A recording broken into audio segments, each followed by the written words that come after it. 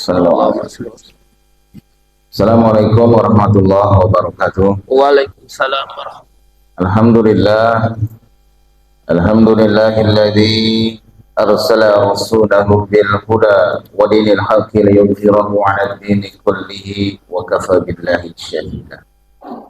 Asyhadu an la ilaha illallah, asyhadu anna Muhammadar Rasulullah. Allahumma salli wa sallim ala sayyidina Muhammadin wa ala alihi wa man tabi'ahum bi ihsanin ila yaumiddin. Shadaqallahul azim. Bapak, ibu-ibu, anak-anak semua, umat-umat Nabi Muhammad sallallahu alaihi wasallam yang mudah-mudahan semuanya mendapatkan berkah pagi ini. Kemudian Allah limpahi yang namanya dengan jaminan zahir batin seperti janji Rasulullah, barang siapa yang sholat subuh berjamaah maka ia berada dalam jaminan Allah. Hari ini kita mengawali bulan Rabiul Akhir. Kita mengkaji tentang satu terminologi di dalam Al-Quran yang ini sebenarnya amat sangat penting yang seharusnya diketahui ketika kita awal-awal untuk meniti jalan kehidupan. Inilah permintaan kita, subconsciousness kita, di bawah kesadaran kita, yang sebenarnya diminta oleh kita sehari minimal 17 kali kepada Allah. Saking pentingnya itu, maka diletakkan di dalam salah satu rukun sholat supaya tidak lupa akan permintaan ini. Kenapa saya angkat ini? Karena banyak sekali orang berpikir tentang sesuatu yang mystical, kadang yang bersifat delusi, halusinasi tentang sebuah terminologi yang sangat penting justru di dalam hidup kita. Apa itu? Dari surat Al-Fatihah, kalau kita perhatikan 4 ayat awal itu tentang bagaimana kita mengagungkan dan Allah memperkenalkan siapa dirinya. Bismillahirrahmanirrahim. Alhamdulillahi rabbil alamin. Ar-Rahmanir-Rahim, Maliki Yaumiddin. Baru di ayat kelima kita meminta kepada Allah permintaan yang paling esensi. Kenapa paling penting? Karena diletakkan dalam satu surah yang semua orang yang mengaku Islam itu pasti hafal. Diulang-ulang di dalam sholat. Apa permintaan kita? Ihdinas siratal mustaqim. Tidak ada kita meminta tentang harta, tidak ada meminta tentang jabatan, tidak ada minta tentang apapun juga. Permintaan kita sebenarnya yang paling penting kepada Allah itu adalah ihdinas siratal mustaqim. Ya Allah, tunjukilah kami, beri kami petunjuk, ihdina as-sirata al-mustaqima, tentang satu sirat, jalan, struktur al-mustaqim, yang tegak, yang lurus. Itu permintaan kita sama Allah setiap hari. Cuman apakah kita sadar betapa pentingnya permintaan ini dibandingkan apapun yang kita anggap penting, sehingga kita lupa untuk mempelajari apa itu siratal mustaqim. Gitu Pak ya. Maka kalau saya tanya tentang siratal mustaqim, pasti jawabannya kita akan dengar. Apakah siratal mustaqim itu? Pak? Bagus. Siratal mustaqim apa? Jembatan. Ya kan, jembatan. Jembatan itu ada di mana? Di dunia atau di akhirat? Di akhirat. Persepsi ini sudah di kepala kita sudah begitu lama. Bahwa namanya siratal mustaqim itu jembatan di mana? Di akhirat nanti. Mintanya di dunia, cuman kita sudah tahu bahwa jembatan itu ada di akhirat, betul. Atas dasar apa kemudian kita mengatakan demikian? Padahal tidak ada satu nukil ayat pun mengatakan siratal mustaqim di dalam Al-Quran tentang sebuah jembatan. Kalaupun itu disandarkan kepada satu hadis, memang ada hadisnya yang mengatakan, tapi tidak menjelaskan itu ada di akhirat. Oleh sebab itu mari kita buka sama-sama tentang rahasia hidup kita, siratal mustaqim. Kalau kita pikir apa enggak terlalu terlambat itu sampai di akhirat baru tahu jembatan itu. Kalau kita misalkan mau minta makan, ya Allah beri aku makan, makannya sekarang apa nanti di akhirat? Sekarang. Ya Allah berikan aku rezeki, mintanya kapan? Sekarang apa nanti di akhirat? Masa permintaan yang paling penting di dalam surat Al-Fatihah, ihdinas siratal mustaqim, mintanya sekarang atau nanti di akhirat?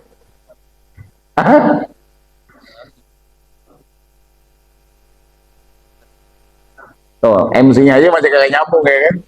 Nanti.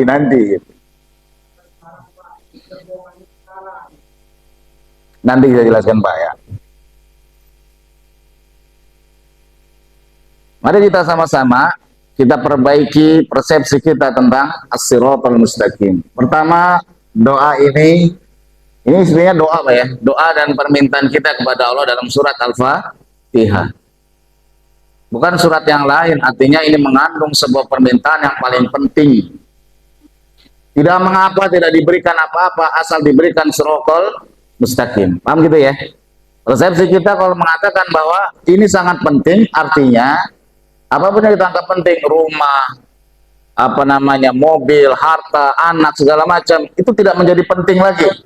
Karena yang paling penting yang kita minta kepada Allah adalah tunjukilah kami jalan yang lurus, ihdinas siratal mustaqim.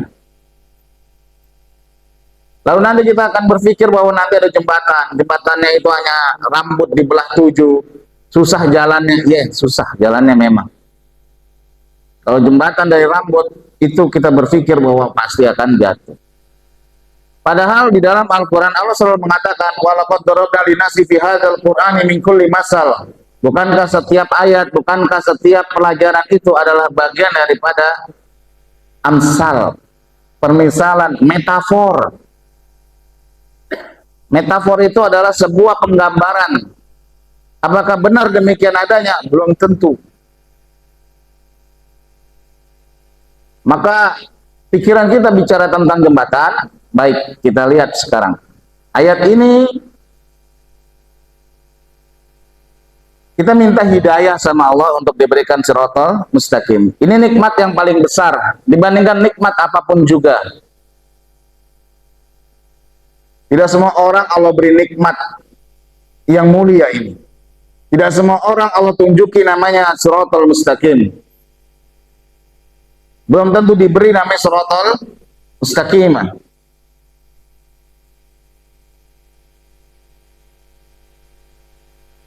Yang dimaksud dengan ayat ini itu ada dua. Ihdinas siratal mustaqim. Pertama, tunjuki kami apa itu siratal mustaqim ya Allah. Yang kedua, bimbing kami agar istiqomah berada di jalan siratal mustaqim.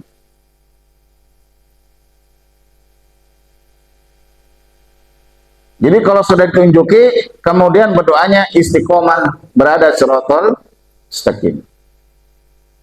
Para ulama tafsir, baik dari kalangan sahabat maupun yang hidup sesudahnya telah banyak memberikan penjelasan tentang makna siratal mustaqim. Imam Abu Ja'far bin Juraid rahimahullah berkata, para ahli tafsir telah sepakat seluruhnya, kullu jama'an, bahwa siratal mustaqim adalah jalan yang jelas, tidak ada penyimpangan di dalamnya. Jalan yang jelas dan lurus, tidak ada penyimpangan di dalamnya. Kemudian perkataan Ibnul Jauzi rahimahullah, nah ini yang penting, menjelaskan bahwa ada 4 perkataan ulama tentang siratal mustaqim. Yang pertama, yang namanya siratal mustaqim, hadza kitabullah. Siratal mustaqim itu adalah kitabullah Al-Qur'anul Karim. Jadi kalau ditanya apa siratal mustaqim itu, maka jawabannya adalah siratal mustaqim adalah Al-Qur'anul Karim. Makanya Allah mengatakan dalam surat Al-Kahfi yang pertama, Alhamdulillahilladzi anzala ala abdihil kitaba wa lam yaj'al lahu 'iwaja. Maha suci Allah, alhamdulillah, terima kasih Allah, Engkau telah menurunkan satu kitab kepada abdimu Nabi Muhammad SAW, lam yaj'al lahu 'iwaja, yang tidak ada kebengkokan. Paham nih maksudnya? Allah menjelaskan yang namanya jalan yang lurus itu kitabullah Al-Quran, tidak ada yang bengkok. Untuk menjelaskan inilah jalan yang lurus, siratal mustaqim. Barang siapa dia yang dia kepada kitabullah, maka dialah adalah orang-orang yang berada dalam siratal mustaqim. Barang siapa dia yang patuh pada perintah dan larangan dari Allah di dalam Al-Quran, itulah orang-orang yang berjalan di atas siratal mustaqimah.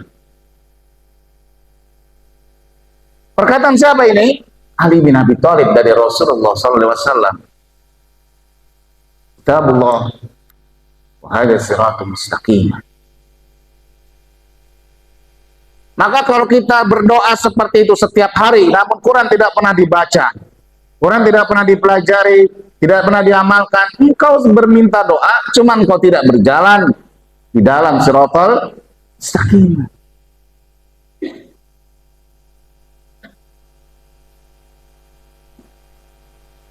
Yang kedua, yang dikatakan dengan siratal mustaqim, kata Ibnu Jauzi, adalah ad-dinul Islam.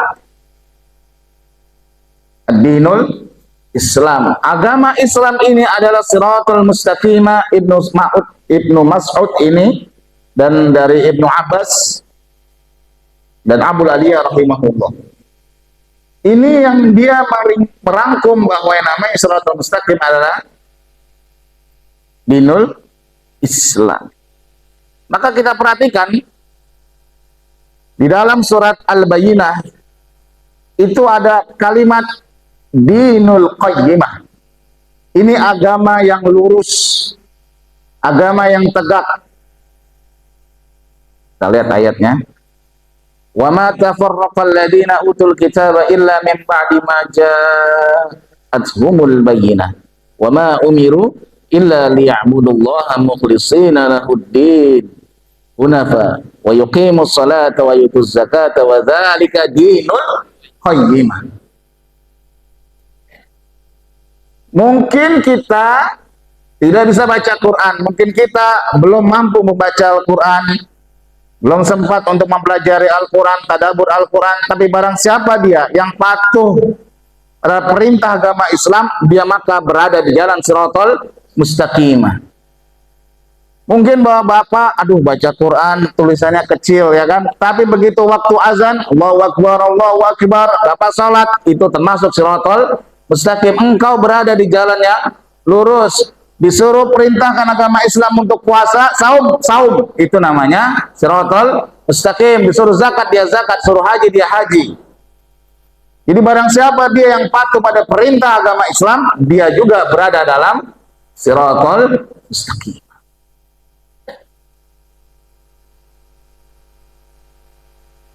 Adapun penjelasan yang ketiga dan keempat, Ibnu Jauzi mengatakan, dari Ibnu Abbas juga mengatakan bahwa siratal mustaqim adalah jalan menuju Allah. Yang keempat, ini pendapat dari Pak Abbas juga, radhiyallahu anhu, mengatakan adalah jalan menuju surga. Saya berikan ilustrasinya. Ini bisa dipakai nih. Iya, bagus. Cek satu. Ada satu tempat, tidak ada jalan yang lain, jalan darat tidak ada, jalan sungai banyak buaya, maka dibangunlah jembatan. Nah ini dia, saya mau kasih analoginya. jembatan ini adalah satu-satunya jalan untuk kita sampai kepada yang namanya siapa? Allah.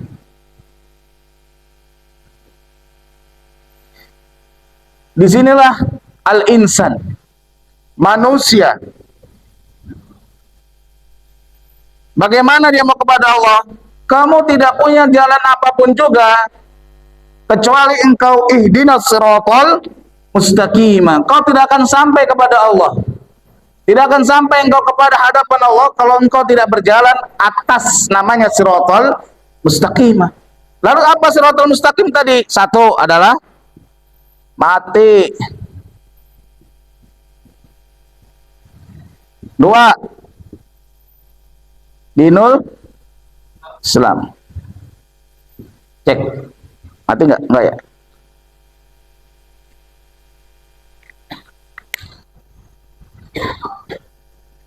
Nggak mungkin sampai. Mana ayat yang menerangkan bahwa jembatan ini adalah Al-Quran? Buka surat 18 ayat 1 tadi sudah. Buka surat 28 ayat 5. 28 ayat 85. Apa Allah mengatakan? Innal ladzi farada 'alaikal Qur'ana la radduka ila ma'ad. Sungguh kami telah wajibkan atasmu Al-Quran. Difardukan atasmu Al-Quran. Alaika, laisa alaihim, laisa alaikum. Bukan atas kalian, bukan atas mereka, tapi atas masing-masing kalian. Masing-masing kalian diwajibkan kepada Al-Quran. La radduka ila ma'ad, agar engkau bisa kembali kepada tempat asalmu. Kemana? Kepada Allah. Tidak ada yang bisa mengantarkan kita kembali kepada Allah kecuali namanya Al-Quran tadi. Saya pahami, Pak? Maka selebar apa jembatan kita, sesulit apa nanti kita jalan kepada Allah, tergantung usahamu. Di dunia ini, kau bangun jembatan yang sempit atau yang lebar. Kalau cuman kulhu aja, bacaannya, itu jembatannya sempit, Pak. Kulhu itu aja nggak dipahami, bacanya masih terbata-bata, Pak, maksudnya. Maka barang siapa dia setiap hari kepada Al-Quran, dia baca Al-Quran, dia tadabur Al-Quran, semakin lama semakin lebar. Hadis mengatakan ada yang berjalan dengan tertatih-tatih, kemudian jatuh dia ke neraka. Ada yang berjalan dengan cepat. Kenapa jalan cepat? Coba kalau kita jalan cepat di jembatan yang kecil segini, atau jalan yang gede enak? Yang gede. Bangunnya kapan jembatan itu? Sekarang, bukan nanti. Nanti udah terlambat. Bu, yang mau bangun Siratal Mustaqim, kita semua sekarang waktunya. Buka Quran, baca Quran, pahami Quran. Semakin kuat kita kepada Al-Quran, maka makin mudah hidup kita. Sekarang kan kita mudah nggak? Kalau kita buka Al-Quran, ikutin Al-Quran, hidupnya mudah nggak? Mudah.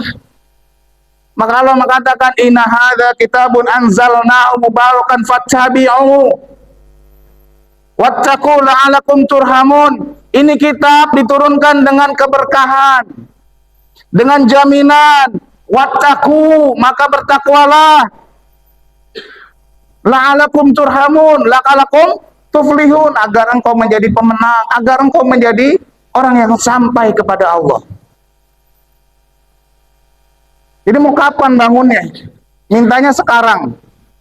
Tapi nanti di akhirat. Dan kita pun berpikir tentang sebuah jembatan nanti di sana.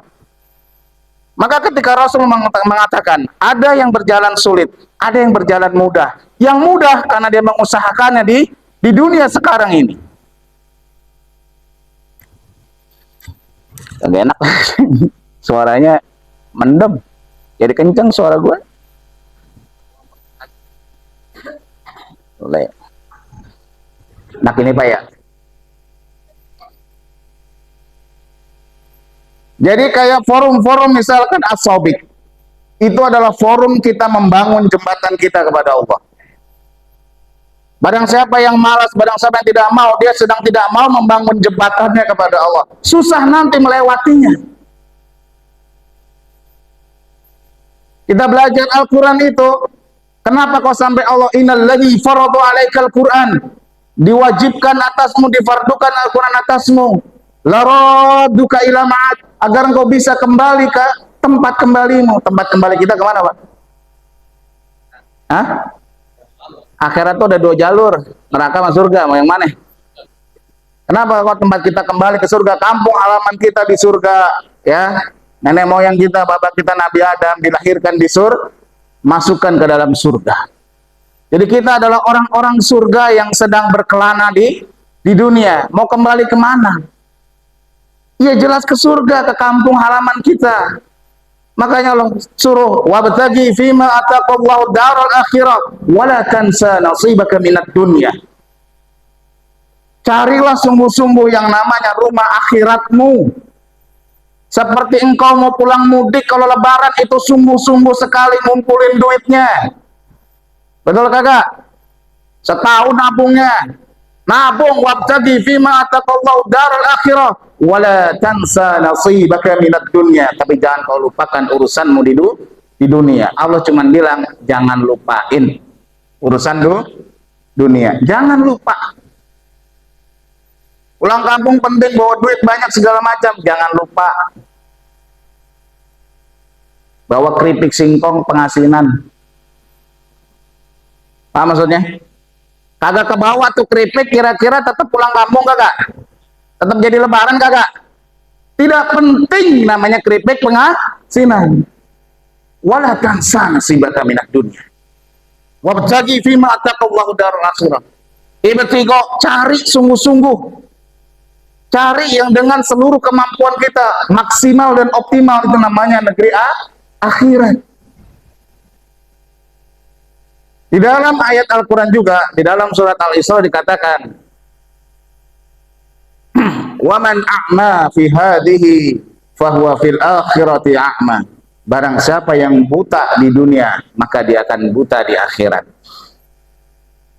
Gambaran ini maksudnya adalah, kalau hidupmu sulit menuju Allah ketika di dunia, pun demikian engkau ketika nanti, anggaplah melewati Shiratal Mustaqim di akhirat, kau akan sulit.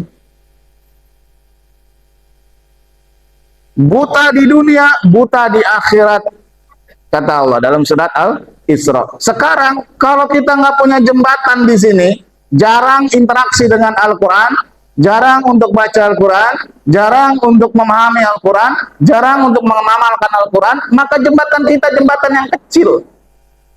Gimana mau lewat? Apalagi saya butuh jembatan paling enggak kan 2 meter.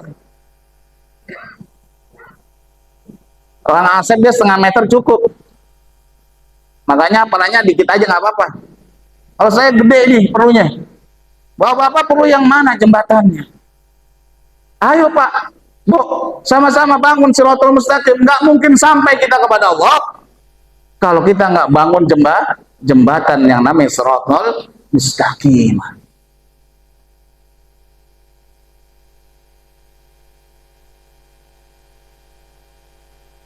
Boleh saja kita berpikir jembatan itu nanti. Tapi sekarang kita akan dihadapkan pada realita. Barang siapa orang yang dia, betul? Yang dia jauh dari Al-Quran, toh buktinya hidupnya susah. Karena Allah sudah mengatakan dalam surat Toha, وَمَنْ أَعْرَضُ عَنْ ذِكْرِي فَإِنَّ لَهُ مَعِيشَةً ضَنْكًا وَنَحْشُرُهُ يَوْمَ الْقِيَامَةِ أَعْمَى. Hei kamu yang enggan kepada Al-Quran, yang malas kepada Al-Quran, fa inna lahu ma'isyatan dongka, sesungguhnya hidupmu akan susah. Wa nahsyuruhu yaumal qiyamati a'ma, dan kamu nanti dikumpulkan dalam keadaan buta. Apa kata orang ini? Qala rabbi lima hasyartani a'ma wa qad kuntu basira. Kenapa kami dikumpulkan Allah dalam keadaan buta? Kami ini dulu di dunia bisa melihat. Kenapa kami di akhirat kok dalam keadaan buta? Apa kata Allah? Wa kadzalika tatka ayatuna fanasitaha wa kadzalika yauma tunsa. Kau dulu melihat, aku pun sudah turunkan ayat-ayat kami, ayat-ayat Al-Quran. Fanasitaha, tapi engkau melupakannya. Wa kadzalikal yauma tunsa, maka hari ini engkau pun aku lupakan. Hari ini di akhirat nanti kita menyebut nama Allah, Allah, Allah, tolong aku ya Allah, aku ini ya Allah, si fulan dari penghasilan ya Allah. Fanasitaha, aku lupa sama kamu. Wa kadzalikal yauma tunsa, aku lupa. Kenapa? Kamu melupakan ayat-ayatku, kata Allah. Itu dalam Quran, Pak. Bukan kata ulama, bukan kata ustadz, apalagi bukan kata calon pilkada. Kata Allah. Resikonya terlalu besar kita melupakan Al-Quran di dunia, karena kita pasti dilupakan sama Allah. Inilah kalau gambaran betapa pentingnya ihdinas siratal mustaqim. Ya Allah, tunjukilah kami jalan yang lurus. Jalan yang lurus itu apa ya Allah? Lam yaj'al lahu iwaja, jalan yang enggak bengkok. Apa itu? Yaitu Al-Quran. Makanya dalam surat Toha yang lain Allah mengatakan, fa imma ya'tiyannakum minni huda faman ittaba hudaya fala yadhillu wala yashqa. Fa imma ya'tiyannakum minni, nanti akan datang yang namanya hidayah dari aku, kata Allah. Itu diminta ihdinas siratal mustaqim. Faman ittaba hudaya, maka ikutilah petunjuk tersebut, fala yadhillu wala yashqa, tidak akan kau tersesat, tidak engkau itu susah hidup. Jaminan Allah, barang siapa mengikuti Al-Quran, fala yadhillu, tidak akan sesat, wala yashqa, tidak akan susah. Ma anzalna 'alaikal Qur'ana litashqa. Al-Quran ini diturunkan tidak untuk membuat dirimu susah dan menderita.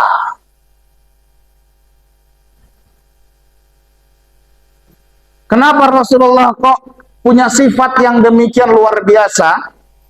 Totalitas dakwah yang luar biasa. Inilah salah satu ayat, laqad ja'akum rasulun min anfusikum azizun 'alaihi ma 'anittum. Berat terasa penderitaanmu kepada Rasulullah. Berat apanya? Kemiskinan? Bukan. Berat apanya? Belum kaya? Bukan. Gak punya rumah? Bukan. Banyak utang? Bukan. Orang yang paling menderita itu adalah orang yang tidak punya petunjuk hidup, tidak punya jembatan menuju Allah. Itu orang paling menderita. Di dunia hidupnya susah, di akhirat adzabu asyaddu abqa, hukumannya lebih keras dan lebih kekal. Ayo Pak, jangan abaikan lagi Al-Quran itu. Alhamdulillah sudah asobik, sudah ada. Bapak-bapak semua insya Allah gak usah malu. Kalau sekarang kita malu, ya kan, gak belajar Al-Quran, gara-gara gak belajar Quran, itu berat resikonya. Kalau dilupain mantan mah biasa aja. Ini dilupain Allah. Wa kadzalikal yauma tunsa, hari ini engkau aku lupakan. Dari alif, ba, ta, itu ada yang ngajarin, tenang aja. Gak usah malu, gak ada ibu-ibu. Gak usah malu, gak ada anak gadis juga. Semuanya bapak-bapak. Masjid ini bukan tempat orang-orang bersih. Kayak lagi, masjid ini bukan tempat orang-orang. Justru orang yang masuk kemari adalah orang-orang yang ingin membersihkan diri. Mati lagi.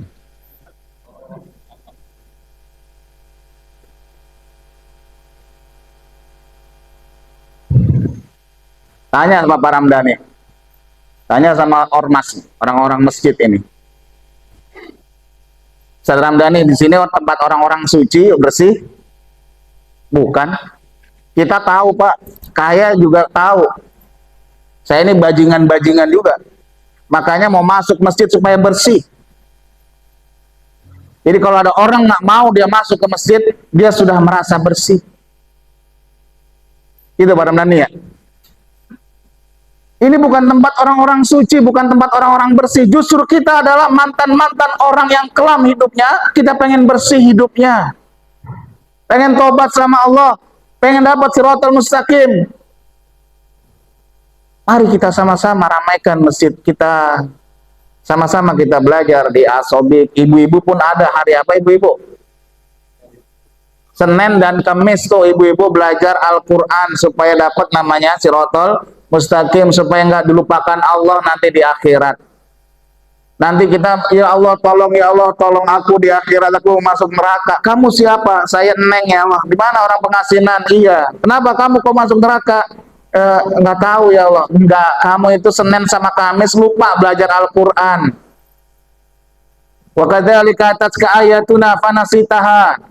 Karena aku sudah kirimkan ayat-ayatku, kamu nggak mau belajar. Wa kadzalikal yauma tunsa, maka hari ini kau aku lupakan. Tidak ada ancaman yang paling mengerikan Pak, kecuali dilupakan Allah di akhirat. Tidak ada. Taruhannya itu adalah khalidina fiha finnar. Selama-lamanya di neraka. Kata selama-lamanya itu, otak manusia belum bisa mencerna. Kenapa? Karena terbiasa hidup dalam waktu. Detik, menit, jam, hari. Betul? Maka ketika misalkan kita dibakar nih, tangan dibakar. Kuat berapa lama? Sejam kuat Bang Asep. 5 menit kuat? Kagak kuat. Ini selama-lamanya dibakar. Kepala kita nggak nangkep, oh paling cuma 5 menit, paling 5 hari, oke lah, nggak apa-apa, kan gitu. Masya Allah. Selama-lamanya dibakar. Semenderitanya kita di dunia, tidak ada apa-apanya dengan penderitaan di akhirat. Yuk, kita minta sama Allah. Siratal mustaqim. Mulai sekarang Al-Quran, dan ikutilah ibadah dengan baik. Wa inna allaha rabbi wa rabbukum fa'buduhu hadza siratul mustaqim. Inilah Allah, Tuhan kami, Tuhan kalian. Fa'buduhu, mari kita beribadah kepada Allah. Hadza siratul mustaqim. Inilah siratul mustaqim, beribadah kepada Allah. Inilah jalan yang lurus mengantarkan kita kepada Allah. Demikian dapat saya sampaikan. Assalamualaikum warahmatullahi wabarakatuh. Kalau ada pertanyaan,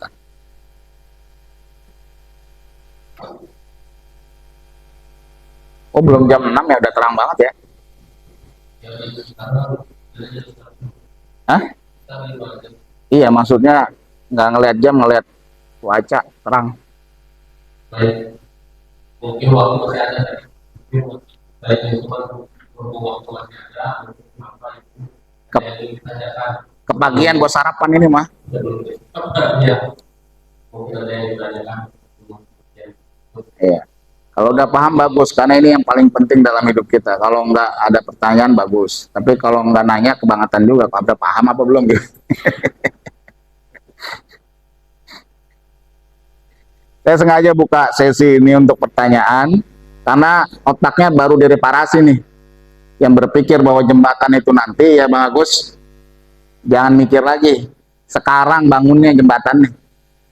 Ente mau nanti ya, tunjukilah ya Allah jalan yang lurus.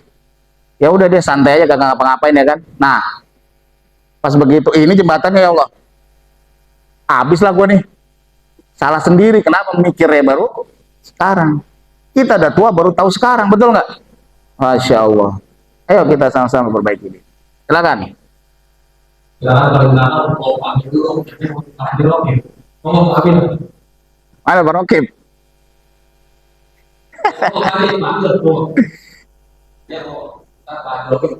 Kasih mic dong, jauh itu. Gimana MC nih?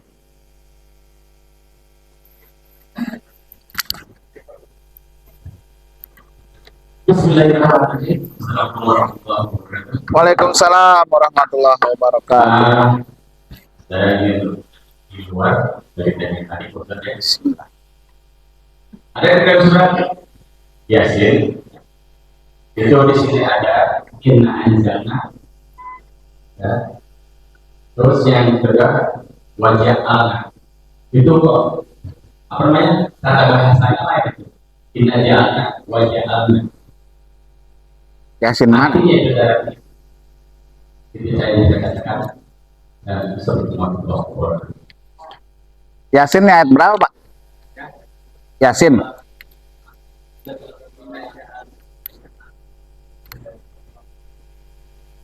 Iya, maksudnya Yasin ayat berapa itu? Ayat 7 sampai 8. Tentang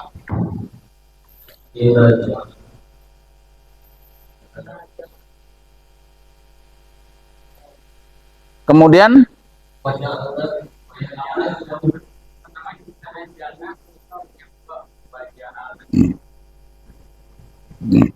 anzalna dengan ja'alna tentu beda.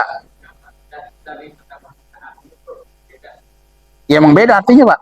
Pertama, anjalna ja'alna itu kan dari kata ja'ala.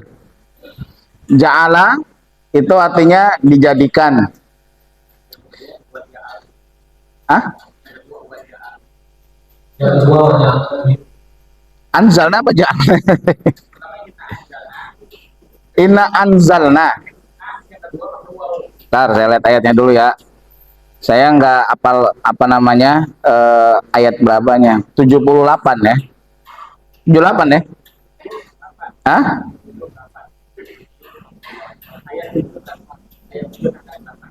Oh, ayat 7 dan 8. Yasin. Yasin nih ya.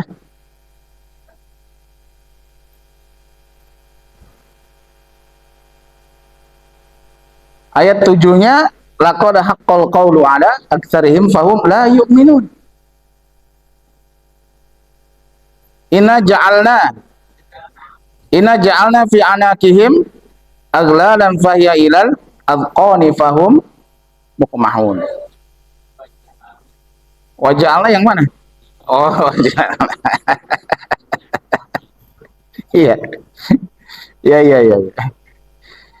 Jadi sebenarnya ini Pak ya katanya sama aja Pak, cuman mungkin kalau sini inna ja'alna gitu maksudnya ya, sesungguhnya kami jadikan anakim ala dan fahil al-qani fahum mukmahun. Kami telah memberikan atau menjadikan belenggu di leher mereka, lalu tangan mereka diangkat ke dagu, karena itu mereka tengadah. Wa ja'alna min baini aydihim sadda wa min khalfihim sadda faghshaynahum fahum la yubsirun. Dan kami jadikan harapan di hadapan mereka sekat dinding, di belakang mereka juga dinding, kami tutup mata mereka sehingga tidak mereka dapat melihat. Pertanyaan lebih spesifik Bapak mau tentang apa?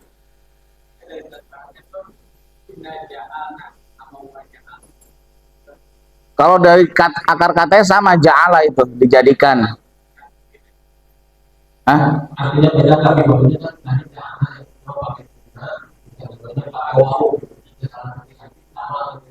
Iya, kalau inna itu artinya dan sesungguhnya inna ja'alna kami jadikan, wa ja'alna dan kami jadikan, gitu Pak. Ini bahasa Arab atau mau ke makna? Kalau ke makna 1 jam lagi nih. Kalau bahasa Arabnya artinya begitu. Tapi kalau misalkan beda arti, itu sudah biasa. Karena kalau kita bicara tentang as-sirat sendiri, ya kan, itu diartikan jalan. Tapi kalau kita lihat kamus Mu'jam, ya kan, atau Al-Munawwir, maka kamus itu mengatakan as-sirata itu adalah struktur. Struktur itu tersusun, Pak. Struktur yang lurus, yang tegak. Struktur yang tegak. Tidak ada bengkok sama sekali, lurus jalannya. Itu dia. Nah, jadi pertanyaan ini mungkin lebih ke bahasa Arab ya. Nah, kalau guru bahasa Arab ada tuh Pak Ramdhani, nanti bisa nanya. Guru bahasa Arab. Karena kalau mau kaji ayat 2 ayat ini panjang lagi. Makan siang ntar baru makan ya. Itu Pak Amil. Nanti saya takut kalau ini saya nanti akan tergoda untuk menjelaskan masalah ini gitu. Tapi bolehlah sedikit ya kan. Wa ja'alna min baini aydihim sadda wa min khalfihim sadda. Dan kami jadikan depannya dinding, belakangnya dinding. Kalau orang kejepit itu maksudnya gimana? depannya dinding, belakangnya dinding. Akhirnya dapat lagu dinding pak dinding. Orang depannya dinding, belakangnya dinding. Itu orang lagi ngapain sih? Orang kejepit tuh kata Pak RW, kejepit tuh. Kenapa orang kejepit? Kan gitu. Kenapa dia jadi kejepit seperti ini?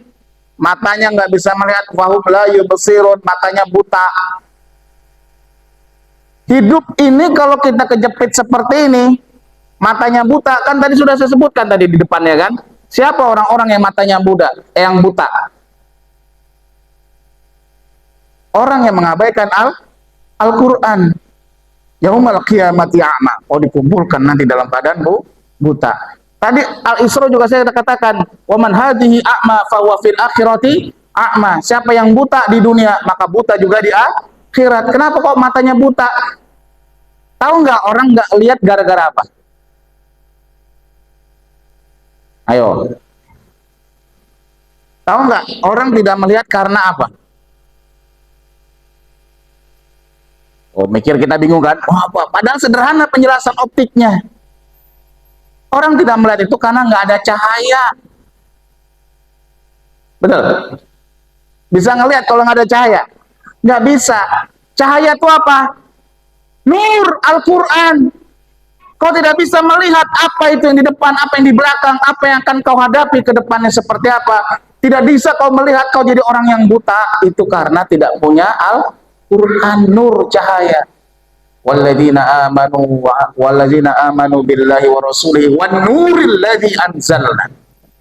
Berimanlah kepada Allah, kepada Rasul, dan cahaya Al-Quran yang telah diturunkan oleh Allah. Makanya hidupnya kejepit, susah, yashko, menderita. Gitu, Pak. Ntar saya datang ke rumah untuk menjelaskan lebih ini lagi. Terima kasih. Assalamualaikum warahmatullahi wabarakatuh. Ada lagi mungkin? Oh, Pak. Hah?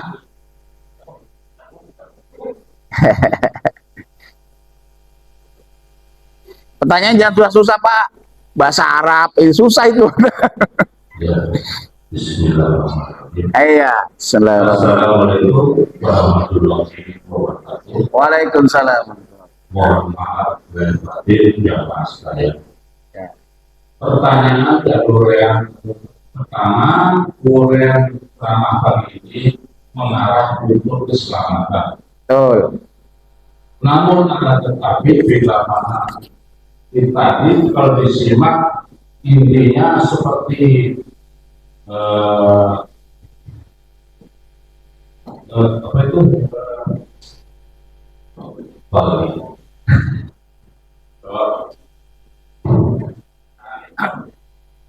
sirik takabur itu pada dasarnya inti dari permasalahan. Walaupun sepintar apapun, cerdas apapun, kalau bila kamu itu selamat, itu tadi kalau syirik takabur masih adalah benar diri pribadi tidak akan selamat untuk menuju akhirat maupun menuju Allah Subhanahu wa Ta'ala. Saya kira begitu kurang lebihnya.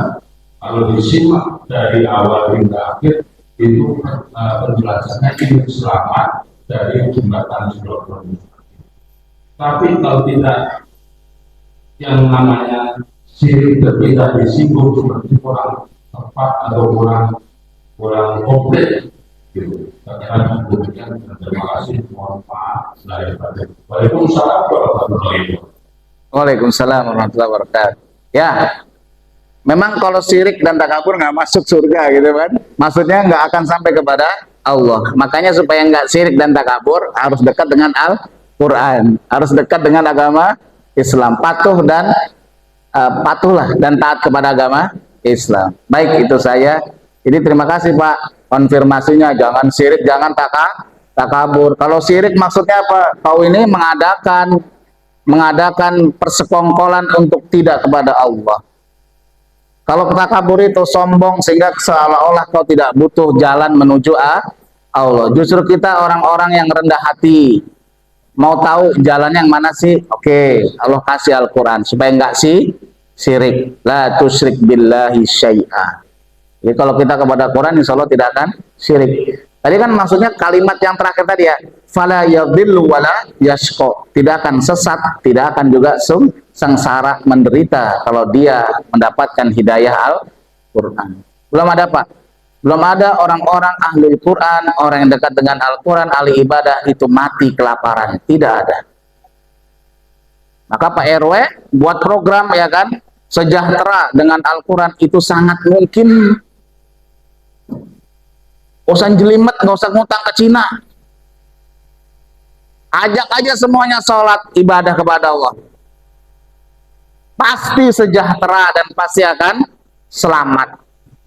Walau anna ahlal qura amanu wattaqau lafatahna alaihim barakatin minas sama'i wal ardh.